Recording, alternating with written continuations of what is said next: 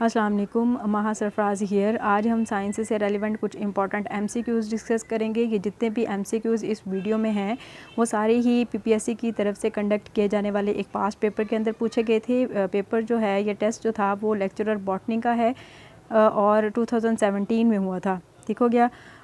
लेकिन इसके अंदर जितने भी एमसीक्यूज़ डिस्कस करेंगे वो सिर्फ बॉटनी वालों के लिए इम्पॉर्टेंट नहीं है, वो उन सब के लिए इम्पॉर्टेंट है जो जनरल पेपर्स की तैयारी कर रहे हैं, क्योंकि ये इतने बेसिक क्वेश्चंस हैं।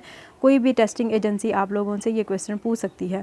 क्वेश्चन नंबर 1 है, study of spiders is called. इसका करेक्ट आंसर है अरेक्नोलॉजी। लास्ट वीडियो में मैंने आप लोगों को बताया था scorpions and spiders are known as अरेक्निड्स।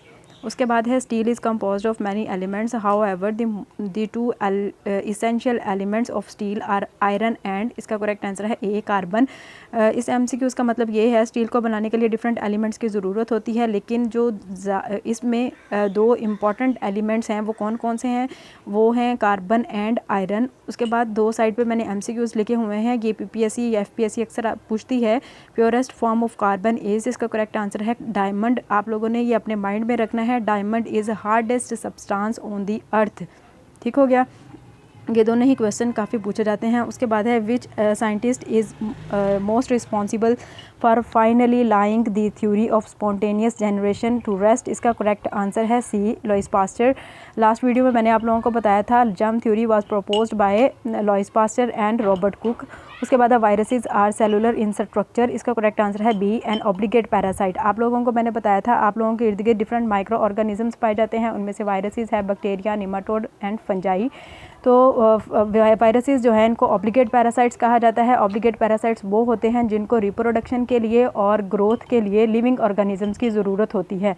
आप लोगों ने याद रखना है, वायरसेस अगर लिविंग ऑर्गेनिजम्स के बाहर पाए जाएंगे तो क्रिस्टल्स की फॉर्म में होते हैं, लेकिन इन्होंने जब ग्रो करना होता है या रिप्रोड्यूस करना होता है तो इनको लिविंग ऑर्गेनिजम्स की ज़रूरत होती है। ये आप लोगों ने याद रखना है। साइड पे मैंने लिखा भी हुआ है ऑब्लिगेट पैरासाइट की डेफिनेशन। ठीक हो गया। वायरसेस को हम क्या कहते हैं, ऑब्लिगेट पैरासाइट्स। ऑब्लिगेट पैरासाइट्स कौन से होते हैं, जिनको ग्रो करने के लिए और जिनको रिप्रोडक्शन के लिए लिविंग ऑर्गेनिजम्स की ज़रूरत होती है। और मैंने पिछली वीडियो में, लास्ट वीडियो में आप लोगों को बताया था जो कोविड-19 है वो किसकी एग्जाम्पल है, वायरस की। उसके बाद है, which of the cellular organelles extract energy from carbohydrates and form ATP molecules. इसका करेक्ट आंसर है बी, माइटोकॉन्ड्रिया। माइटोकॉन्ड्रिया को पावर हाउस ऑफ सेल्स भी कहा जाता है। अच्छा, आप लोगों को यहाँ पर एक डिफरेंस बताती हूँ। What is difference between eukaryotic and prokaryotic cells. आप लोगों को पता है हम बायोस्फीयर में जितने भी लिविंग ऑर्गेनिजम्स पाए जाते हैं, हमारा बेसिक कंपोनेंट या फिर बेसिक यूनिट हमारी बॉडी का क्या है, वो है सेल। सेल जो है ये दो तरह का होता है, यूकैरियोटिक एंड प्रोकैरियोटिक सेल। जो यूकैरियोटिक सेल्स होते हैं उसके अंदर जो पाए जाने वाले ऑर्गेनेलीज होते हैं वो मेम्ब्रेन बाउंडेड होते हैं। ठीक है। और जो प्रोकैरियोटिक होते हैं उसके अंदर मेम्ब्रेन बाउंडेड ऑर्गेनेलीज नहीं पाए जाते। ठीक है। और ये भी याद रखना है, सारे ऑर्गेनेलीज जो हैं वो यूकैरियोटिक और प्रोकैरियोटिक सेल्स के अंदर सेम नहीं होते। तो ये साइड पे मैंने एक एमसीक्यूज लिखा हुआ है, ribosomes is the only organelle that can be seen in both prokaryotic and eukaryotic cells. ठीक है। उसके बाद है, a biological community together with the associated abiotic environment is. इसका करेक्ट आंसर है ए, इकोसिस्टम। उसके बाद पीपीएससी की तरफ से एक और पूछा जाने वाला एमसीक्यू साइड पे लिखा हुआ है, the place where organism lives is called as habitat. ये आप लोगों ने याद रखना है। और राइबोसोम्स का मैंने क्या आप लोगों को बताया कि एक ऐसी ऑर्गेनेली है जो यूकैरियोटिक और प्रोकैरियोटिक सेल्स के लिए सेल्स में सेम होती है। ठीक है। राइबोसोम्स सिर्फ वो सिर्फ ऑर्गेनेली है, ये ऐसी ऑर्गेनेली है जो यूकैरियोटिक और प्रोकैरियोटिक सेल्स के अंदर पाई जाती है। ठीक हो गया। और नीचे वाली डेफिनेशन जो है, इकोसिस्टम की भी आप लोगों ने याद रखना है कि एक ऐसी प्लेस जहाँ पर लिविंग ऑर्गेनिजम्स और नॉन लिविंग ऑर्गेनिजम्स इंटरेक्ट करते हैं। ठीक हो गया। उसके बाद है, एब्सिशन इज़ प्रिवेंटेड बाय। इसका करेक्ट आंसर है सी, ऑक्सन्स। एब्सिशन का मतलब होता है कि प्लांट्स के जो लीव्स हैं या उनके फ्रूट्स वगैरह की शेडिंग होना, यानी कि गिरना। ठीक है। एब्सिशन को रोकता कौन सा हार्मोन है, ऑक्सन। उसके बाद है, gibberellins were first obtained from. इसका करेक्ट आंसर है सी, फंजाई। आप लोगों को मैंने बताया था कि आप लोगों के इर्द गिर्द डिफरेंट माइक्रो ऑर्गेनिजम्स पाए जाते हैं, जिनमें से फंजाई है, बैक्टीरिया, निमाटोड। तो जो जिब्रेलिन्स हार्मोन्स हैं वो सबसे पहले कहाँ से एक्सट्रैक्ट किए गए थे या कहाँ से ऑब्टेन किए गए थे, तो आप लोगों ने याद रखना है फंजाई। फंजाई की मैंने आप लोगों को एक एग्जांपल बताई थी, यीस्ट। ठीक हो गया। फंजाई जो है ये मल्टी सेलुलर होती है, लेकिन यीस्ट आप लोगों ने याद रखना है ये यूनिसेलुलर है। ठीक है। यीस्ट की आप लोगों ने एग्जांपल याद रखनी है। ये किसकी है एग्जांपल? फंजाई की। फंजाई जो है ये मल्टी सेलुलर होते हैं और यूकैरियोटिक होते हैं, और यीस्ट जो है ये भी एक यूकैरियोटिक है और यूनिसेलुलर है। ठीक हो गया, ये काफ़ी इंपॉर्टेंट एमसीक्यूज़ हैं। उसके बाद है the main atmospheric layer near the surface of earth, इसका करेक्ट आंसर है ए ट्रोपोस्फियर। ये साइड पे एक पिक्चर लगी हुई है, इसको देखें। हमारी जो अर्थ है, जो ग्लोब है जिसके ऊपर हम रह रहे हैं, उसके इर्द गिर्द डिफरेंट गैसेस पाई जाती हैं, और वो डिफरेंट गैसेस जो हैं वो एक ब्लैंकेट बनाती हैं। ठीक है, उस ब्लैंकेट को हम कह देते हैं एटमॉस्फेयर। एटमॉस्फेयर की 5 डिफरेंट लेयर्स होती हैं, troposphere, stratosphere, mesosphere, thermosphere and exosphere. ठीक हो गया। उसके बाद है in which of the following the maximum plant diversity is found, इसका करेक्ट आंसर है ट्रॉपिकल एवरग्रीन फॉरेस्ट्स।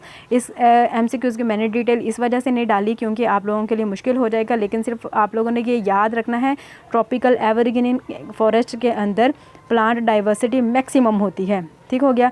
ये जो ऊपर वाला क्वेश्चन है ट्रोपोस्फियर के बारे में मैं आप लोगों को एक बात बता देती हूँ। ट्रोपोस्फियर में जैसे जैसे हम नीचे से ऊपर जाते हैं टेम्परेचर कम होता रहता है। ठीक है, जैसे हम हिली एरियाज़ की तरफ जाएं तो टेम्परेचर कम होता रहता है ना, तो इसी तरह से ट्रोपोस्फियर जो है यहाँ पर ऊपर जाने से टेम्परेचर जो है वो कम होता है। ठीक है, ट्रोपोस्फियर का आप लोगों ने यहाँ ये भी याद रखना है कि जितने भी वेदर इवेंट्स हैं लाइक क्लाउड फॉर्मेशन, ये भी ट्रोपोस्फियर के अंदर ही होते हैं। ठीक है, ट्रोपोस्फियर जो है ये नियरेस्ट लेयर है अर्थ की।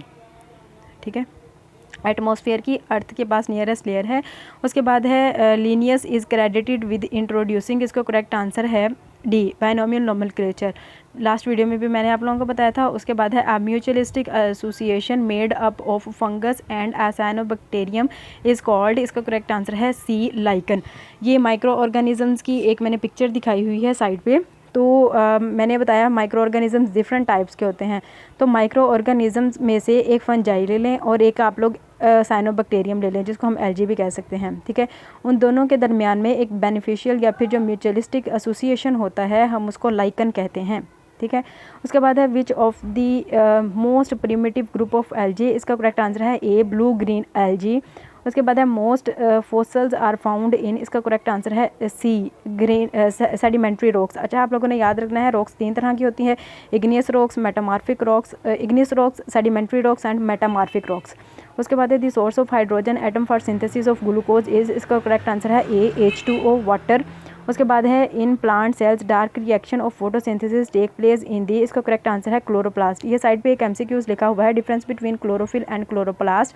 आप लोगों ने याद रखना है क्लोरोप्लास्ट जो है ये एक ऑर्गेनेली है। ठीक है, क्लोरोफिल जो है ये एक पिगमेंट है। ये दोनों ही इंपॉर्टेंट कंपोनेंट्स हैं फोटोसिंथेसिस के। ठीक हो गया, आप लोगों से इंटरव्यू में पूछा जा सकता है, आप लोगों ने याद रखना है। उसके बाद है which of the following colour of light work और वर्क्स बेस्ट फॉर फोटोसिंथेसिस, इसका करेक्ट आंसर है ब्लू एंड रेड सी। ठीक है, उसके बाद है एंटीबॉडीज़ आर, इसका करेक्ट आंसर है प्रोटीन्स। इन्होंने ये पूछा हुआ है एंटीबॉडीज़ की नेचर क्या होती है, तो प्रोटीन इन नेचर होती है एंटीबॉडीज़। उसके बाद एक क्वेश्चन पूछा जाता है difference between ecology and ecosystem. आप लोगों ने याद रखना है इकोसिस्टम जो है ये एक ऐसी एरिया है जहाँ पर लिविंग ऑर्गेनिजम्स और लिविंग और नॉन लिविंग ऑर्गेनिजम्स का इंटरेक्शन होता है। ठीक है, और इकोसिस्टम की स्टडी को हम कह देते हैं इकोलॉजी। ठीक हो गया। इस वीडियो से रेलिवेंट कोई भी आप लोगों की सजेशन हो तो आप लोग कमेंट बॉक्स में ड्रॉप कर सकते हैं। Thank you so much. अल्लाह हाफिज़।